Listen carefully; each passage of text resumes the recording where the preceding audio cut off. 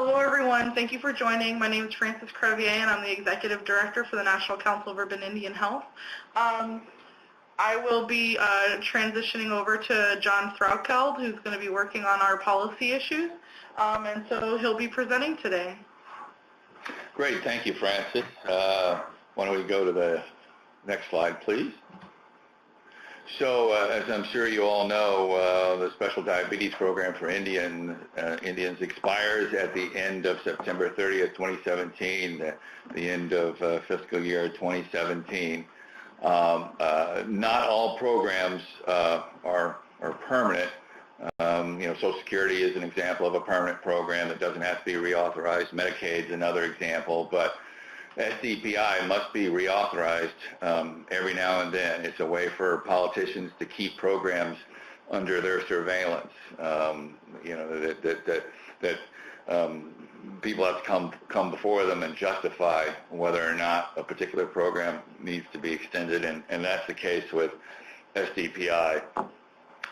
Legislation has been introduced in both chambers to reauthorize the program for an additional 7 years through 2024 with no increase in cost because they're trying to make it attractive to Republicans, except to take into account health care inflation. It's very unlikely that SDPI will be reauthorized on its own. It's likely to be included as part of a package of health care programs that need to be extended. And we'll talk about that in a little bit more detail in a little while. So if we go to the next slide, we all know that SDPI has been an effective weapon in the fight against diabetes in the country. Your good work. The conference is in lecture mode. It's been an effective weapon in the fight against diabetes, thanks to your good work in terms of education, prevention, and treatment. We just got to make sure that our elected officials in Washington, D.C. understand how effective it's been. These are a few statistics that are often thrown around by supporters of SDPI. The need for SDPI in that American Indian, Alaska Native adults are significantly more likely to have diabetes compared with their non-Hispanic white counterparts. The much higher death rate due to diabetes for American Indian, Alaska Native people, and the cost of diabetes. We've a lot of talk during the debate over whether or not to repeal and replace Obamacare.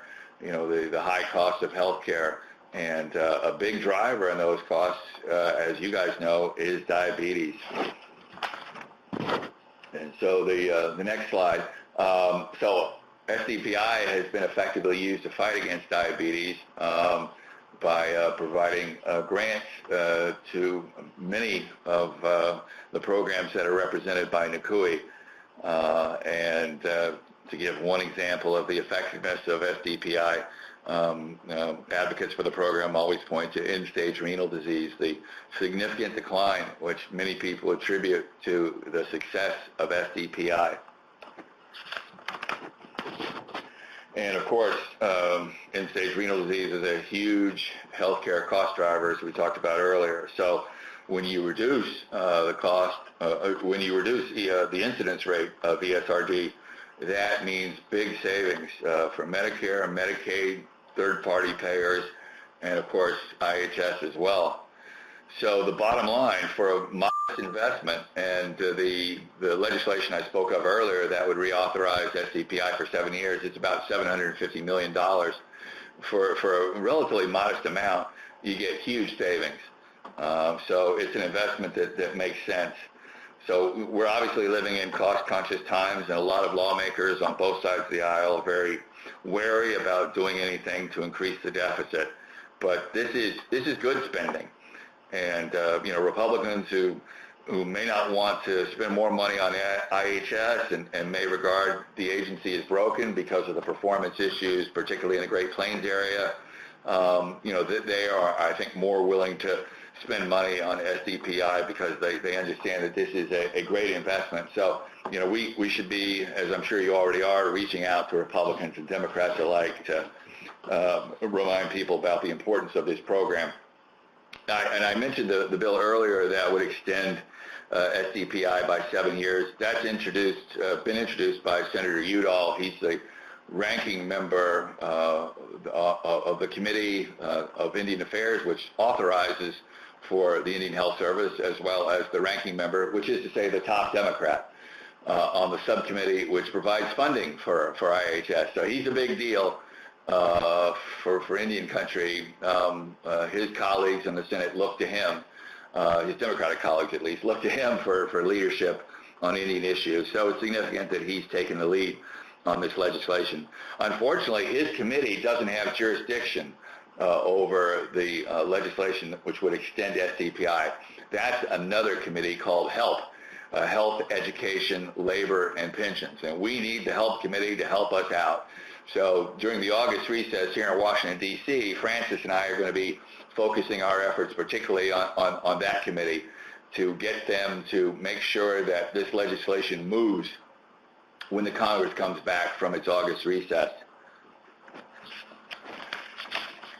And the companion bill in the House, it's identical, is sponsored by Representative Norma Torres. And you may not know her, but she is actually the ranking member, the top Democrat on the subcommittee, which authorizes for the Indian Health Service. And she has actually recruited co-sponsors for her legislation, which are listed by name on this slide. And co-sponsors are people who are lawmakers who are so supportive of Ms. Torres's bill that they want to formally associate their name with the bill, and that's called co-sponsorship. So when a lawmaker decides to co-sponsor a bill, it shows significant support that they literally want to be associated with the bill by name. This bill, unfortunately, is not under her subcommittee's jurisdiction. It's under another committee called Energy and Commerce, which is responsible for healthcare issues generally in the House of Representatives.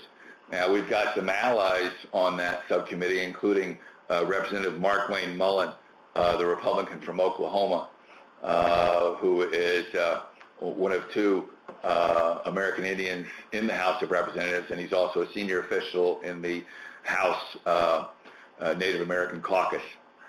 So we're hoping that he'll be instrumental in trying to get the Energy and Commerce Committee to make sure that this legislation moves when Congress comes back from its recess after Labor Day. So, how is this going to happen? Approval could come quickly since, SDPI is not a new program. There doesn't seem to be any mobilized opposition to the program. It's been in existence for a long time. It has a long paper trail. It's not like members of Congress are going to have to, learn about the program. We're not starting anything new. We're just keeping something going. So we're hoping that there won't be a whole lot of debate needed on the floor in the House or the Senate to move the bill forward. So reauthorization could occur, that is to say, and reauthorization is another word for extending SDPI. Reauthorization or an extension of SDPI could occur either through passage of the two bills I mentioned earlier, the Udall bill and the Torres bill, or they could take an SDPI extension and put it on a larger bill. And that's what we're hearing. We're hearing that there are going to be a whole lot of healthcare-related bills, all of which, a whole lot of healthcare-related programs, all of which expire at the end of this fiscal year, along with SDPI. They're going to take all those programs that expire and put them on top of an extension for the Children's Health Insurance Program, CHIP. And CHIP is like the 800-pound gorilla. It's the king of all the healthcare programs that need to be reauthorized. And so a lot of the less powerful healthcare programs like SDPI, they climb on top of CHIP so that they can take advantage of CHIP's popularity and get extended as CHIP is extended. Now, the legislation that we talked about envisions an extension for 7 years. I don't think that's what we're going to get. I'm hearing more and more 2 years rather than 7 years.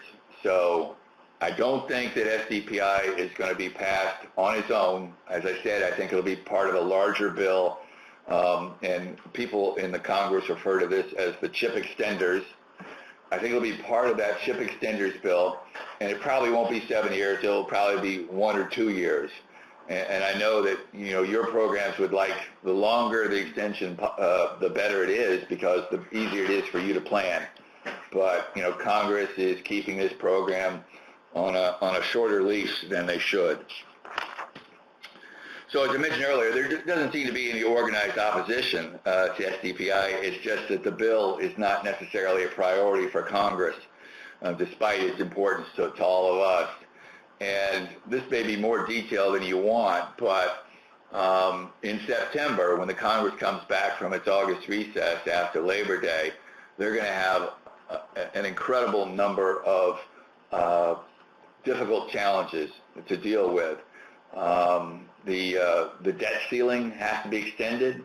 That's the amount of money that the United States can take on as debt. If the debt ceiling is not successfully extended, the United States could conceivably go into bankruptcy. It might pick and choose which obligations it pays off. Another big challenge is appropriations, you know, funding for IHS and all the other agencies. You know, that's something that has to be worked out. You know, it may well be that they just do a continuing resolution and kick the can down the road and put off, you know, resolving the appropriation bills. As you guys probably know, the appropriation bill for the Indian Health Service is the Interior Appropriations Bill. That has not been prepared in the Senate, and it has not been voted on yet by the whole House. So that's probably going to be part of a continuing resolution, at least for a little while. And in addition to the debt ceiling and the appropriation bills, the Congress is going to have to consider the defense authorization bill, at least on the Senate side, and FAA reauthorization. So I'm telling you all the things that Congress has to do, because these are the items that are competing for attention that should be going to SDPI. So Congress is going to have all these other things it needs to do, and when they should be focusing on SDPI because time is running out. So I think it's imperative that we do everything we can to remind our lawmakers of SDPI's importance, so that the program is reauthorized in time, given all the other issues that are being considered by the Congress. And I've heard from some programs that they're either having to lay off staff or they're seriously considering laying off staff. You know, so, you know, that should give us increased urgency in asking our representatives and senators to get moving quickly. So, you know, our message is pretty simple. You know, I wouldn't be intimidated by the legislative process. It's not a complicated message. You guys know more about SDPI than certainly me, and I'll bet you know more about it than most representatives and senators. But the message essentially is SDPI must be reauthorized, ideally for 7 years. Obviously, you know, if we have to take less, we'll take that, but the longer the better. Diabetes is a terrible scourge for Indian country. You know, there may be some lawmakers who don't understand that, and they may not have heard of SDPI and not understand that that program is key to education, preventment, and treatment. And I guess, you know, if you have a little bit more time to drive that message home, make sure they understand that reauthorization is a very modest investment, and it's going to yield significant savings. I mean, think of all the money that people were, that lawmakers were talking about devoting towards opioid addiction, which is another key issue. But they were talking about billions and billions of dollars. The SDPI program isn't even $1 billion over 7 years. So it's a modest investment with big savings. And if your senators or representative want to show that they support SDPI, one of the things they can do is to become a co-sponsor of the relevant legislation, either the Udall bill S747 or the Torres bill HR 2545. They don't have to. They can still be supportive without co-sponsoring that legislation, but this is a way for them to tangibly show you that they are supporters. So, how to convey the message? There are all sorts of different ways to convey a support message for SDPI to your senators and representatives. And some programs have more advanced legislative programs than others. We did send out draft form letters for you all to consider sending in to your representatives and senators in the email from earlier today. I would suggest that you adapt it rather than just sign it and send it on, because the more input that you have into that letter, the more seriously it will be taken by congressional offices. And this may not be well known, but on the Hill, a lot of snail mail, that goes through the Postal Service or whatever, that mail doesn't get to congressional offices in a hurry. And I'm not referring to poor performance by postal carriers. I'm talking about that a lot of this mail is set aside for security reasons, and sometimes it's irradiated and damaged in order to make sure that it doesn't have any threatening substances included therein. So my suggestion is to convey your message electronically, and I would suggest getting in touch with your elected officials. And remember, we're talking about representatives and senators, and so you obviously have at least 2 senators and at least 1 representative. You may well have more. I would aim for the widest possible area. If you've got significant numbers of patients and providers in a representative's district, I would try to approach that representative, even if he or she doesn't necessarily represent the physical area of your program.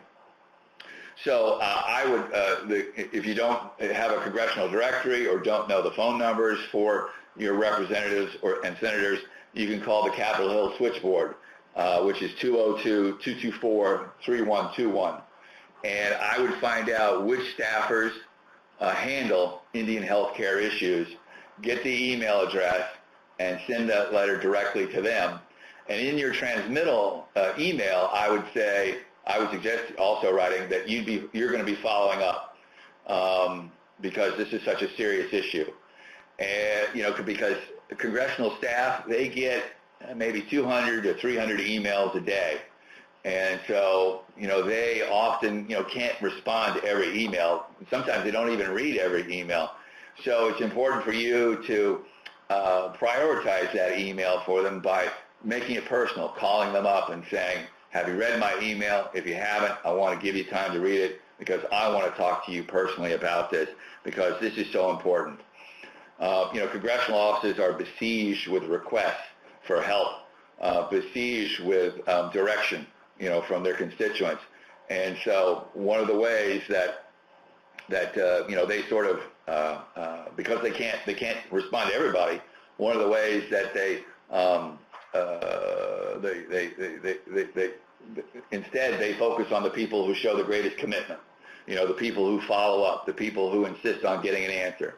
I'm not talking about being rude and overly aggressive, but being appropriately aggressive.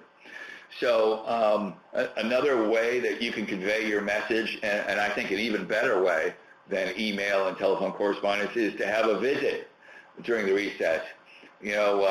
Most members of Congress don't really go on vacation during these recesses. Some of them travel abroad in order to represent the country, but many of them just return to their states and districts and meet with constituents. And I would consider either meeting with your senators and representatives to talk about SDPI, or even inviting them to come out to your program and take a tour so they can connect your request for support for SDPI with the program itself. You can actually show them the benefits that their constituents are getting as a result of SDPI. You could also consider doing petitions by providers and patients to your representatives and senators, whereby you ask your providers and patients to sign a petition that would go to their senators and representatives saying, please extend SDPI. This program is very important to us. And those are really simple to do. The important thing is to make sure that when people sign that their handwriting is legible, because congressional offices take petitions more seriously if they can follow up with the people who sign those petitions. Another example is to get governors and mayors and county executives involved, people back home who are familiar with what your program is doing and how valuable it is and all the great work that your program is doing to fight diabetes. Governors and mayors and county executives, they're taken very seriously by representatives and senators.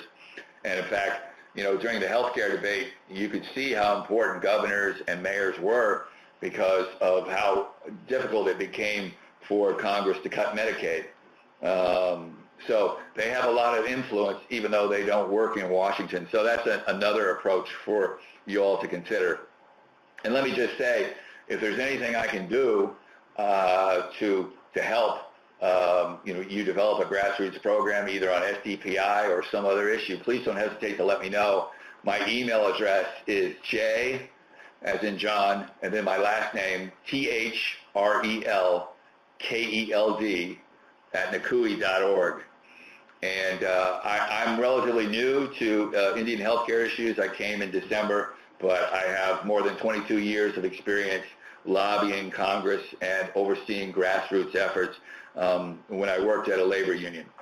Let's go to and we sort of already talked about this already, after you've submitted your correspondence asking for lawmakers to support an extension of SDPI, it's good to follow up by phone.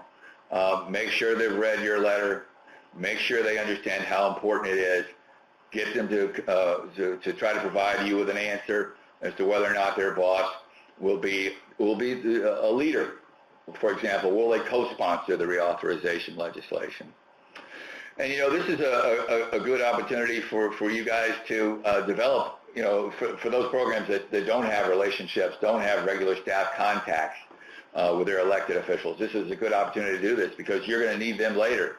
You're going to need them for FMAP. You're going to need them for enforcing the VA MOU. You may need them to support an amendment to extend the Federal Tort Claims Act to cover UIHPs. So this could be the beginning of a wonderful relationship.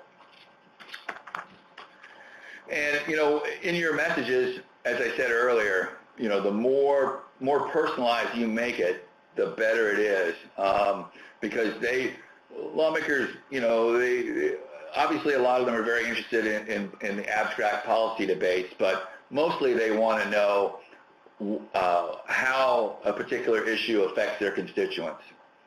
And so, excuse me, I would suggest personalizing your message to congressional offices, whether you're in a meeting with a senator or her staff, or you're just sending in an email asking for the senator's help. Let them know how long has your program received SDPI grants. How has your program used those grants to educate against, prevent, and treat diabetes?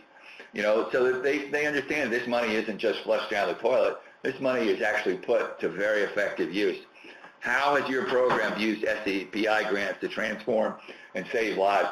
I mean, one of the great pleasures of this job in the short time I've been here is to see NACUI members talk to members of Congress about how they've been able to use SDPI to heal people, to prevent diabetes. Those are really rewarding stories. They sometimes bring tears to people's eyes. They move people, and you shouldn't be at all reticent in trying to brag about all the great work that your program has done. And then I think you shouldn't be afraid also to point out all the terrible things that could happen to your program, to the community you serve, if SDPI is not reauthorized. What's going to happen if SDPI is not there because Congress fails to do its job and extend this program? And for those of you who are interested, NACUI submitted very detailed testimony based on input from, I think, almost 10 programs about all the great work they were doing with SDPI, and that was a testimony we provided to the Senate Committee on Indian Affairs. Senator Udall said it was very helpful when he drafted his bill to extend SDPI by 7 years. So, I think that's an overview of where we are and the important work that needs to be done. I think some of you might have questions. We'll certainly do our best to answer them. And again, I just want to say, if you want to follow up with me about this or any other legislative issue, please don't hesitate to do so. Again, my email address is jthrelkeld, JTHRELKELD, @nakui.org.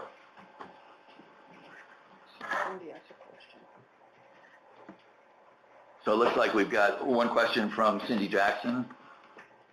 What if we develop a petition for patients to sign?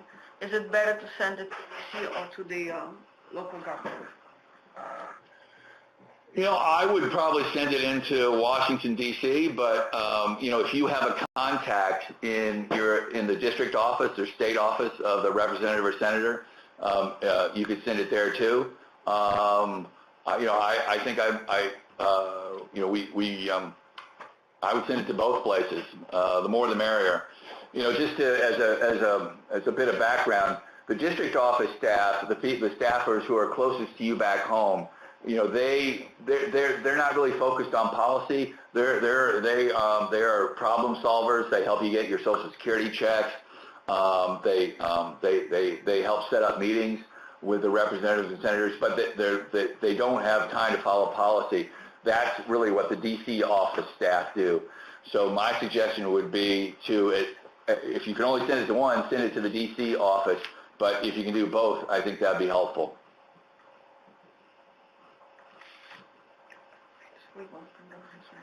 Okay, I think we're going to open the... The conference is no longer in lecture mode. So, if anybody has any questions, I hope I haven't put everybody to sleep. I wouldn't be surprised if I did, and it's not your fault.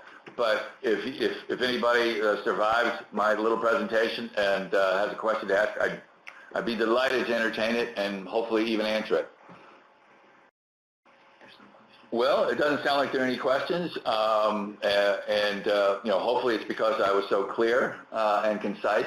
But if not, again, please don't hesitate to follow up with me. I would love to be of help. You'd be amazed at things that an organization like NACUI can do if we have a big, successful grassroots program. So I'd love to be of some help there because I do know how to work that. So please don't hesitate to get in touch if I can be of any help. We'll recirculate documents that might be helpful to you all as part of your grassroots efforts. And thanks very much for your time.